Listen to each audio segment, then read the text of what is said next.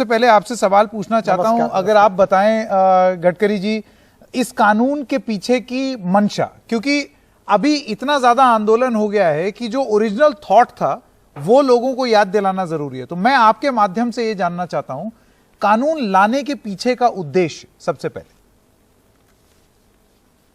देखिए, किसानों का शोषण न हो और उनके उपज को सही दाम मिले, यही उद्देश्य है।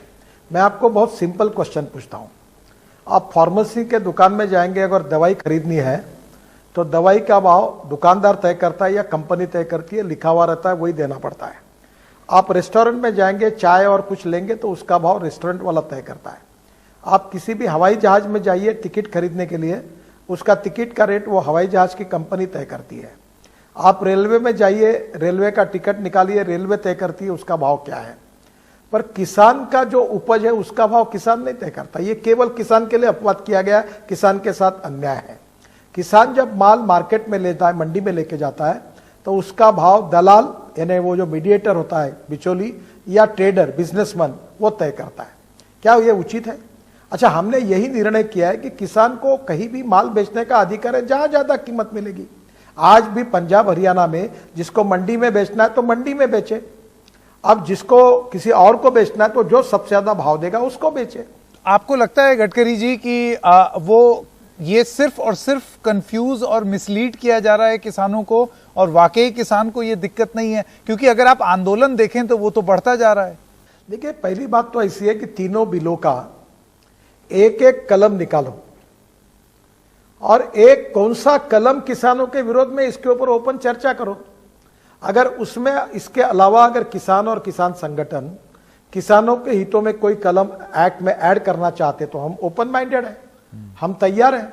अब मुझे बताओ, ये कारपोरेट की बात कर रही है, कैसी बात है?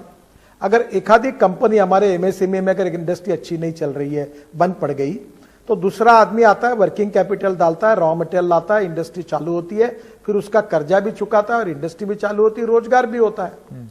अखबार में एक अखबार दूसरे अखबार को टेक ओवर करता है। वैसे आज हमारे में विदर्भ से आया हूं, किसान 10,000 किसानों ने विदर्भ में आत्महत्या की, वहां का मैं किसान हूं। अब मुझे बताइए कि वहां किसानों के पास जमीन को तैयार करने के लिए ट्रैक्टर भी नहीं है, बीज भी नहीं है, खाद भी नहीं है और पानी भी नहीं है, जमीन बंजर पड़ी हुई है। कोई तीसरा किसान आता है और बोलता है कि मैं जमीन भी तैयार करूंगा, बीज भी लाऊंगा, खाद भी लाऊंगा, पानी भी लाऊंगा और पर एकड़ 10,000 15,000 रुपए एकड़, 1.5 लाख रुपए आपको दूंगा। अगर दूसरा यह कहता है कि अच्छा करो, मैं सब करूंगा, हम बेचेंगे, उसके बाद में खर्चा जाने के बाद जो प्रॉफिट आएगा आधा तुम्हारा होगा, आधा मेरा होगा, जमीन तुम्हारी होगी, क्रॉप के लिए मैंने बाकी का कर्जा किया। मुझे बताइए, इससे किसान को फायदा मिलेगा? बंजर जमीन पड़ी है, किसान की पेइंग कैपेसिटी नहीं है, उसका वर्किंग कैपिटल इरोजन हो गया है पूरा। तो ये किसान अगर किसी का सहयोग लेता है तो क्या जमीन बेचता है क्या? मैंने अभी बोला एक को कि ओला और उबर के टैक्सी में तुम बैठ जाते हो थोड़ी देर के लिए, बिल देते हो, तो क्या आप टैक्सी के मालिक बन जाते हो क्या? कोई अगर 2 साल के लिए अगर कॉन्ट्रैक्ट में इस प्रकार का जमीन देता है किसी को करने के लिए, तो क्या मालिक बनता है क्या वो? ऐसा कोई कानून नहीं है वो मालिक बनता है। किसान की जमीन कोई ले नहीं सकता।